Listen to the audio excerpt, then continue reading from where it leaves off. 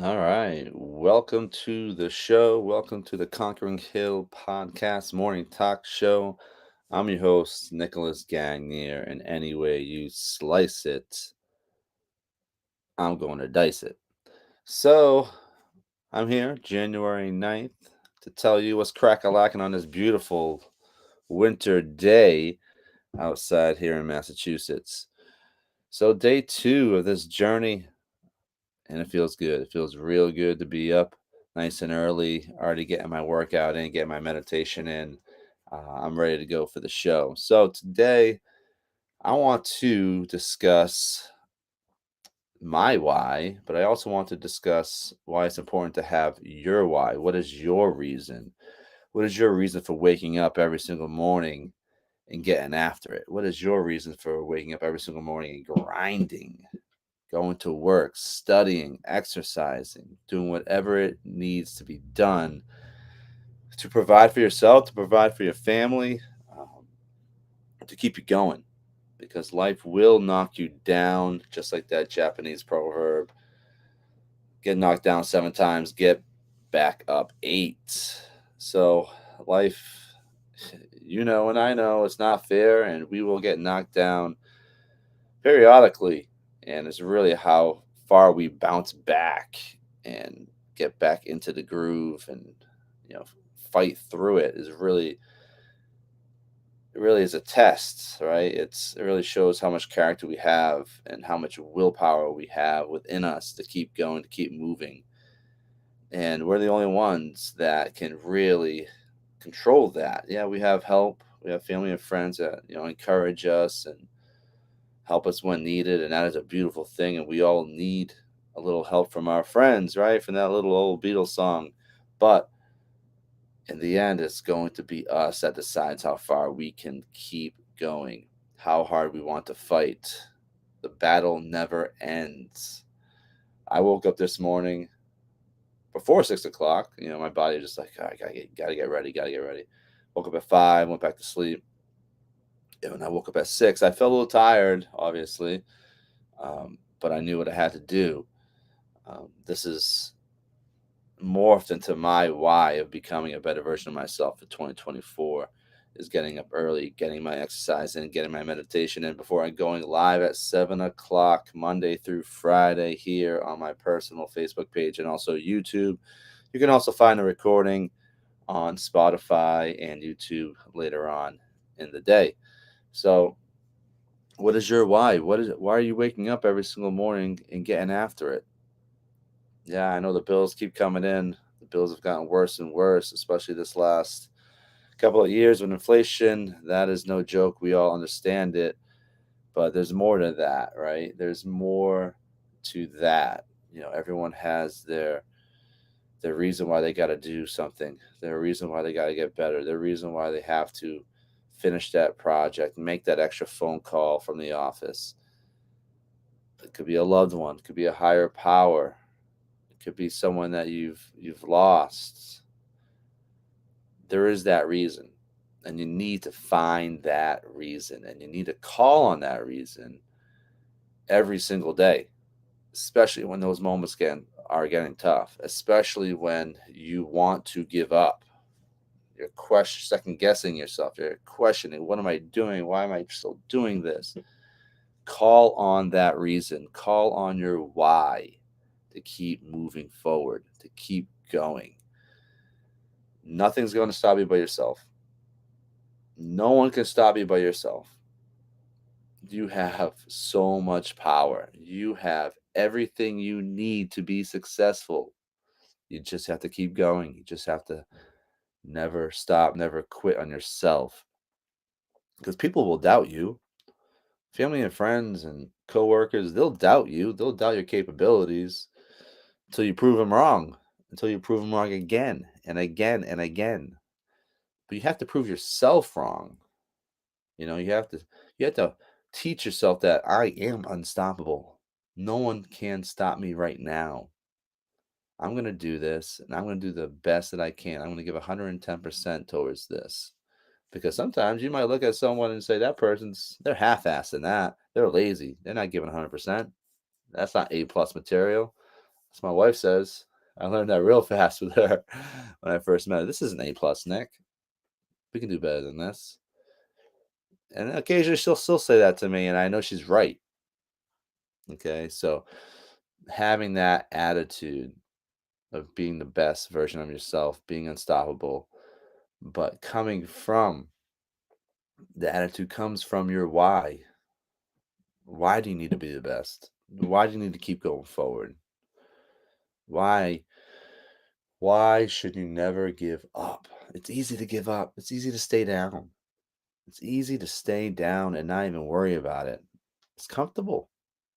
Go lay down. Go sit on the couch. Go put on a movie. Go watch TV. Go scroll through your phone for a couple hours. That's easy. There's no effort there. But to come back again and again, to keep fighting, keep getting better, keep putting the work in. There's a why. There's a why out there for you. You need to call on it. You need to use it. And you need to understand that that is the reason that will keep you going no matter what. Especially when life smacks you right across the face, knocks you down. You can't stay down. You could be going to a job that you don't like right now and it sucks.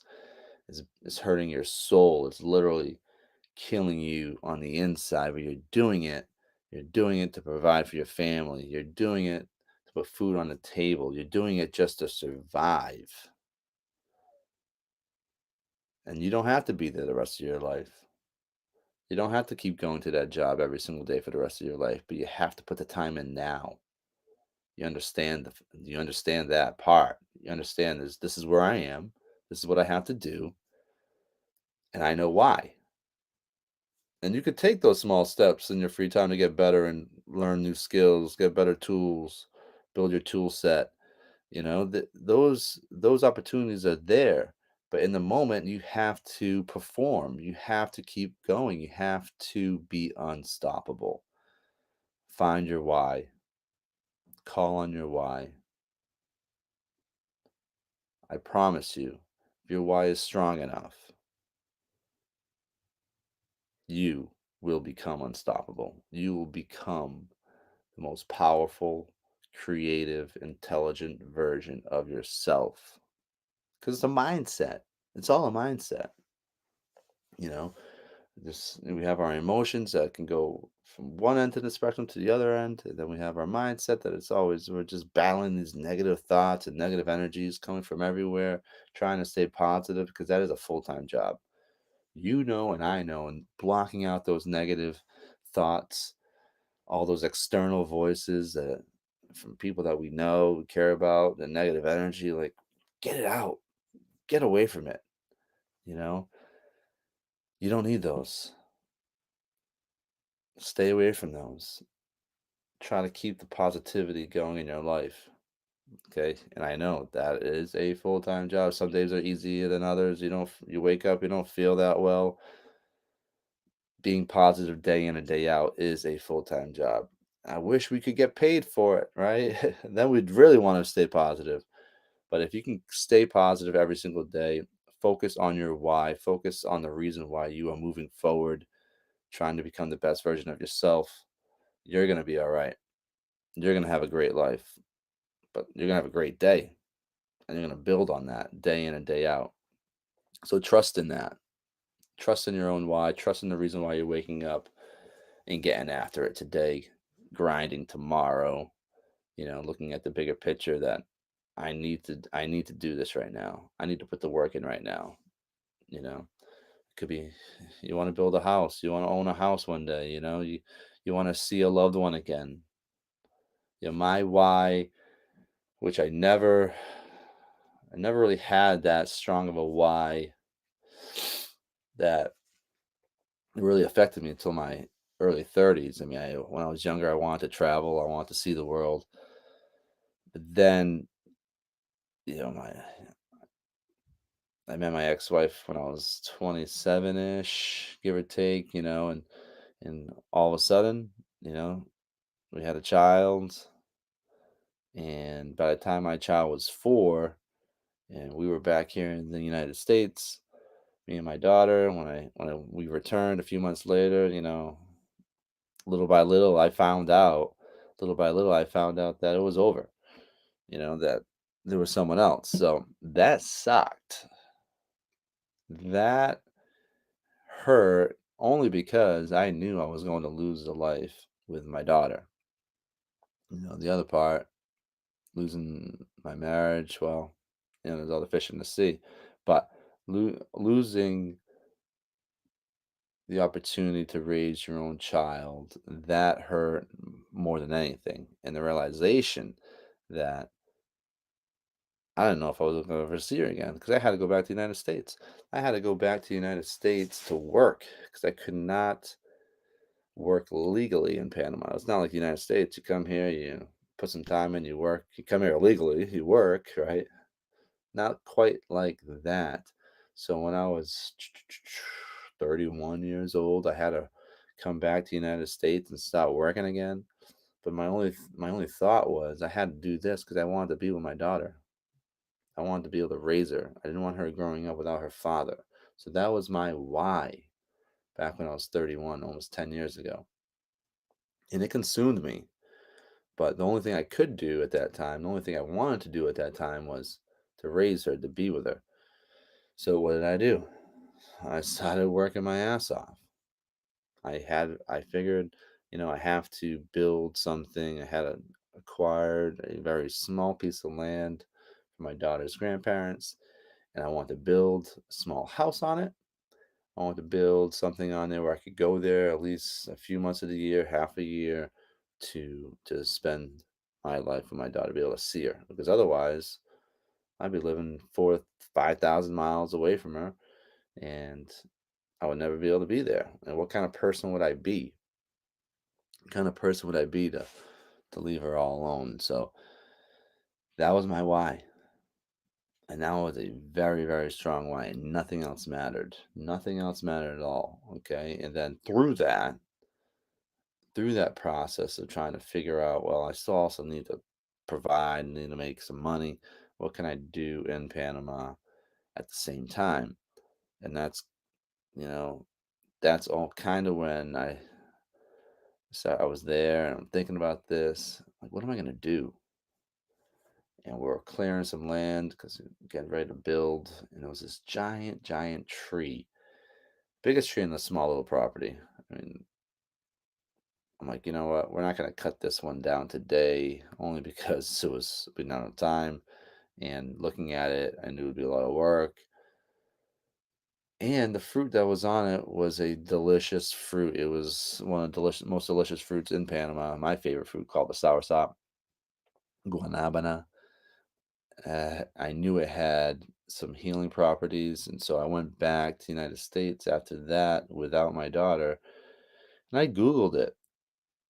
I Googled soursop, guanabana. Take the time, and Google soursop and see what comes up. You'd be amazed. When it happened, all this information started loading up on my screen. Cancer killer, 10,000 times stronger than chemotherapy by certain studies. I literally fell to the ground laughing. I fell to the ground laughing, thinking to myself, there is no way in hell that I have the cure for cancer on my property. Absolutely not. That sparked the idea. That sparked the idea of, like, I can build a hostel here in Panama.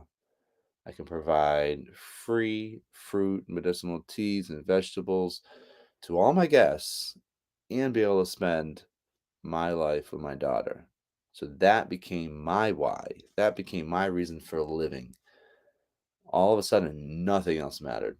Nothing else mattered. So there I had this idea. I had to do it. Back in the United States, working at a local restaurant. In the morning, I would substitute at a school. So I would substitute at a school, go to work at this restaurant. After that, I would actually taxi cab drivers, some illegal immigrants, my friends. They're my friends, but some coworkers, right, back to New Bedford. So I would charge them, which they were willing to pay. They were paying whoever else was bringing them before me, and then I would also play the guitar on the streets. I would start busking. So one idea, I got back, and all of a sudden I had some time on my hand. I wasn't about to start my job again. I'm like, what the hell am I gonna do to make some money? Have my guitar, smoking some pot at the time. I'm like, you know what? I'm gonna go see if I can just play some guitar. So the first place I went to was a Stop and Shop, the Stop and Shop in Dartmouth, and I went out there by the entrance and I started playing some guitar. And no, it wasn't Stop and Shop. It was Shaw's. I'm sorry. It was Shaw's in Fall River. I did hit up that Stop and Shop though in Dartmouth. Don't get me wrong, but my first place I went to was Shaw's in Fall River, and I started playing guitar. And these people were coming outside eating lunch, and they're listening. The coworkers, sorry, the employees from Shaw's, and I'm playing guitar, and there's someone like on the other side of the exit of the Shaw's that was like asking for money or something, and so all of a sudden I started making a couple bucks. I couldn't believe it. And before you know it, y- the manager comes out, and maybe a half hour later, the manager's like, "You can't play here. You can't be here. You can't play guitar here." I'm like, "All right, no big deal." And as I'm packing up, some other customer comes out. The coworker's like, "Yeah, well, they can that person over there on the other side can ask for money, but you can't play guitar here." I'm like, "Yeah, whatever." So I took my box. I had like this wooden box which I made on it. I made like this, took a folder, and I said, "Help my dream come true. Help me build the Soursop Hostel." I had it taped on there. And I think I made like 10, $11 right off the bat. And I was ecstatic. It was like, wow, I could play guitar and make some money. Now, granted, it was $10, $11, right? So I'm like, all right, where am I going to go to next? And so then I did go to the Stop and Shop across in Dartmouth. Played for a little bit, made another, $7, $8. Got kicked out of there. Then I'm like, you know what? I want to go to the Dartmouth Mall across the street. I go there, play some guitar in front of the entrance. Security guards show up. No, security guards look like they're younger than me at the time, and they both give me $1. They put in a box, but like, hey man, you can't be here. I'm like, all right, well, I appreciate the money. So then I'm like, you know what? I'm gonna start playing guitar at night down in downtown New Bedford. So I'll recap it. I would go work in the morning at the school, substitute. Then I would be out by 2 o'clock. Go to work at the restaurant around 2:30 ish. I would play guitar, Friday, Saturday night. So then all of a sudden get out around 10. Bring these guys across the border from Freetown over to New Bedford, drive back home, take a shower, go back down to downtown New Bedford, play guitar to about 2 in the morning until, all the drunk I'd play on the corner of Union and like right where that YMCA is.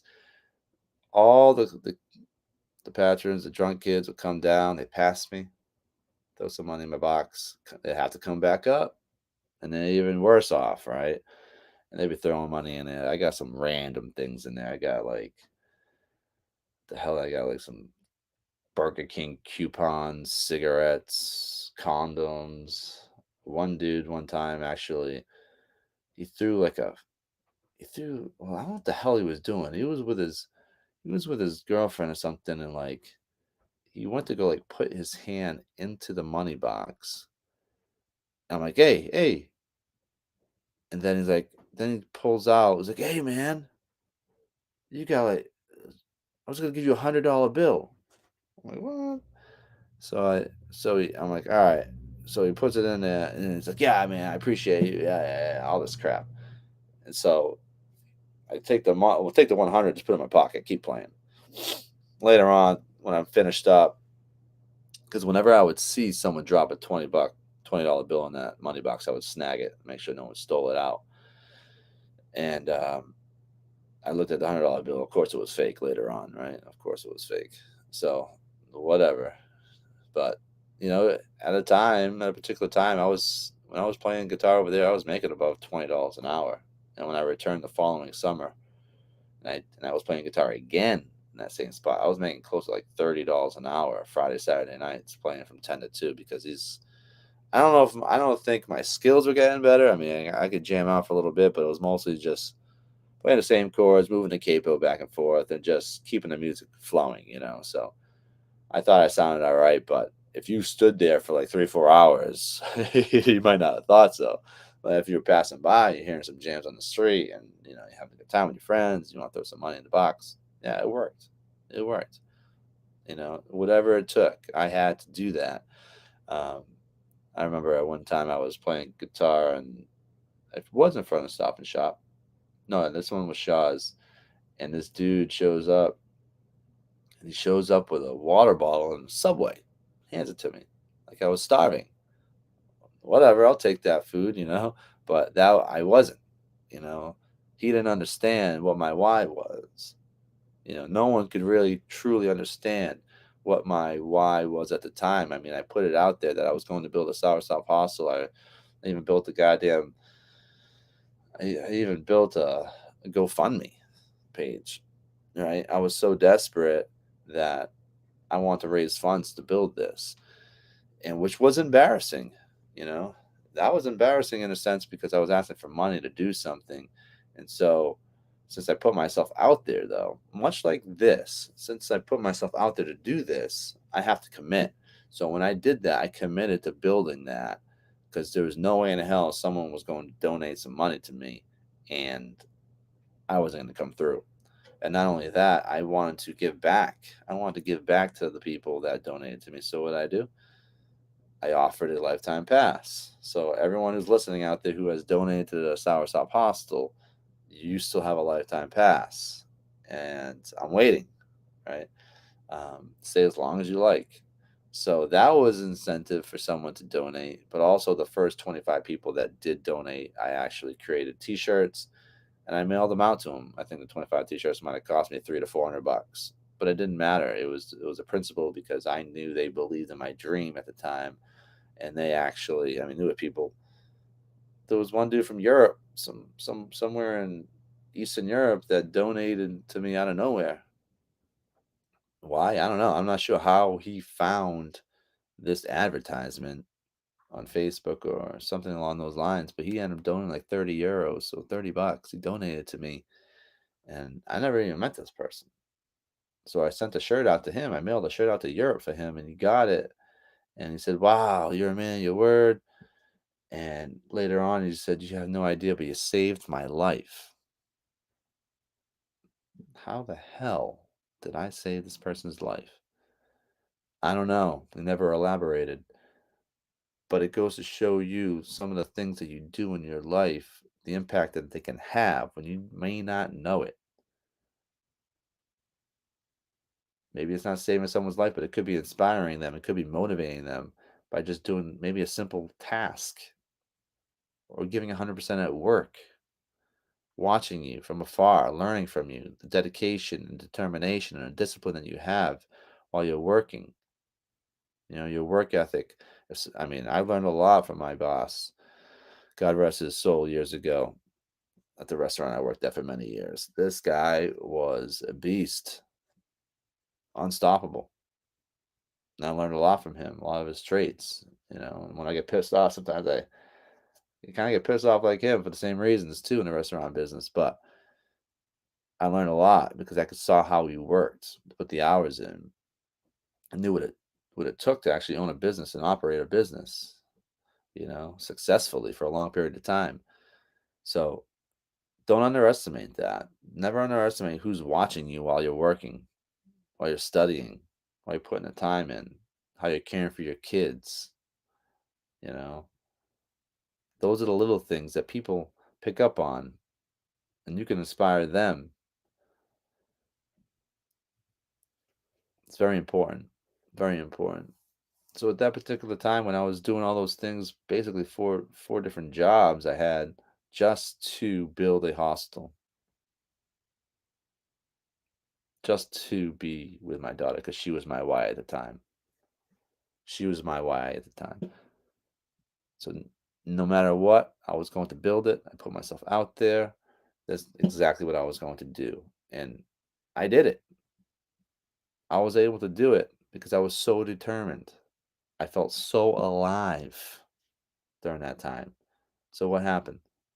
During the process, during the process of building that hostel to be with my daughter, the magical forces of the world, the universe came to bear, right? All of a sudden I'm putting out there, these advertisements, and my current wife, Stephanie, she sees on Facebook, that I'm building the Sour Sop Hostel, and she sends me a text or a message through Messenger saying, you know what, I'd love to come out there and help you. And at the time, like, oh, that'd be wonderful. I was looking for volunteers, and did I think she was going to come and help me? Who knows? At the time, like, I like the idea, but like, people say things all the time. And 6 months later, we ran into each other here in Freetown, and all of a sudden, she was committed to going out there to help me build the hostel. And a long story short is she did go out there. We fell in love, and a few years later, we have two beautiful children. Right. So now I have three children. So stemming from the pain that I had to endure during the time when my family was broken and my house in Panama was stolen from me, and I had to go back to the United States with my tail between my fucking legs, excuse my language, with nothing, you know, having everything taken from you when you're not at fault. That's a tough thing to deal with. People, that's when you can go into depression. That's when you can really hurt yourself and never think you're gonna get out of that hole. And it did take me some time to do it, but my why was so strong that I had to keep going. My why of spending my life with my daughter was the biggest reason why I changed my whole outlook on life.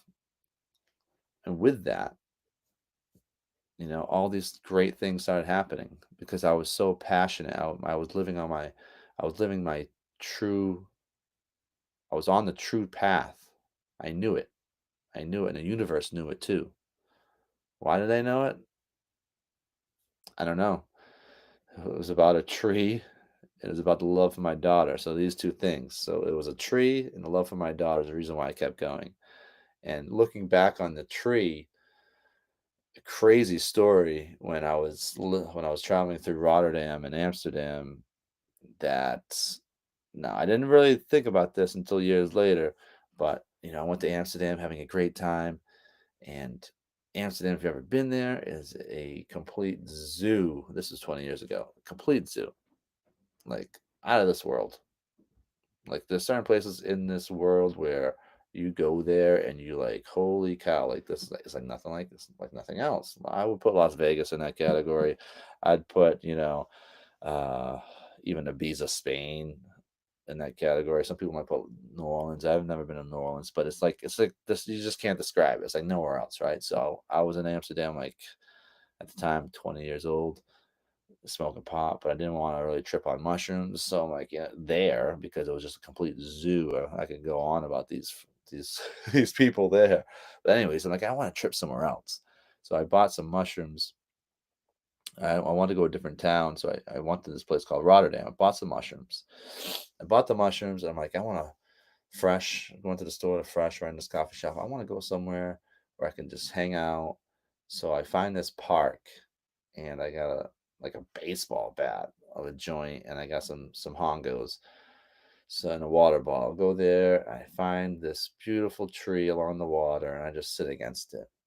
And so I eat my mushrooms. And as I'm hanging out, waiting for it to kick in, it's taking a long time. And all of a sudden, I'm like, you know what? I'm gonna fire off this J bomb. I'm gonna fire off this joint. So I smoked about half of it because this thing was huge. I couldn't take it down the first shot. I'm like, all right, I'm gonna move around. So I start walking around the park, and I find this other beautiful spot along the water. And in the distance there's this beautiful tree with purple leaves, I think it was purple at least, right? So I'm just sitting down in the water. Got my Walkman. This is when the time when it was a Walkman, a Discman. So I got a Discman going on, right? Old school style in a sense. And I'm just sitting down in this tree, but I look way behind me, about 100 yards away, 200 yards away. There's a bride and groom getting married, which I knew was real at the time. They were definitely getting married. And it was small, probably their parents gathering of people. Next thing you know, these people are walking down behind me, and the bride and groom stand in front of the tree that I'm just watching, standing at. And they're standing there and they take their pictures. I'm like, okay, this must be a beautiful tree, right? I'm just staring at this tree, starting to trip. I'm like, you know what? I'm gonna go back to that tree where I started. So I went back to the tree where I started my trip, and I went over there, and all of a sudden I'm starting walking towards the path, and I see absolutely incredible. I see this person. Well, he's got his hand out. Got this person got his hand out directly, maybe about like 4 or 5 inches away from the tree, like almost like he's touching it. No word of a lie, this person is glowing in a sphere, an orange sphere, and he looks, my perception, my interpretation of what Jesus Christ would look like. Beard, long hair, don't remember what he was wearing, but he just touched, like ready to touch this tree that I was sitting underneath. And I'm thinking to myself, what? And I'm tripping out, and I'm thinking to myself, do I really want to go talk to this person right now? And looking back on it, I should have. Looking back on it, I should have, but there was a reason why I didn't. So I just kept walking and looking at this. What I thought was Jesus Christ blessing this tree that I was just sitting under maybe about an hour ago. And I just continued on. It was incredible. So I left and I came back again. I'm like, all right, I want to go back to this tree one more time. And I went back to this tree, sat down at the tree, and what was there? There was a well, I sat down and I didn't realize it, but when I got up to leave finally, like there was a syringe behind me. I'm like, what the hell is a syringe doing next to me? I was sitting here the whole time. Like when I sat down, there was nothing here. Well, at least I didn't notice, right? I'm tripping out. But so then I started thinking, like, hold on. I just saw what I thought to be Jesus Christ blessing this tree that I was sitting underneath. And then I saw a syringe right next to me, which kind of represents the devil, right? It was really crazy. So that occurred to me when I was about 20 years old, and I didn't really kind of put the pieces together of why that particular time in my life might have some form of influence of why that tree, that soursop tree, was so significant in my life. Now all of a sudden I have this tree that I believe the soursop tree is a magical tree, and maybe that tree was maybe a specific tree, whatever tree it was, I was being blessed with. That was a tree because that tree changed my life. That tree, in a way, became a part of my why with my daughter. So I had this journey to raise my daughter, to be with my daughter, and the idea of building something, the idea of a business, and being able to stay there in Panama stemmed from a tree. So pretty wild, pretty wild. And sometimes things are happening in your life and you don't know why. You don't have the answers because we never have the answers at that particular time. It never makes sense sometimes, but sometimes you just need to understand and trust the process, that those answers will come to the surface. Those answers will show their face, whether or not it's an ugly face or not, but they will come and you'll figure it out. You just have to trust the process. And you have to believe in your why, because your why will lead you down your truth path, because you'll be connecting with the universe.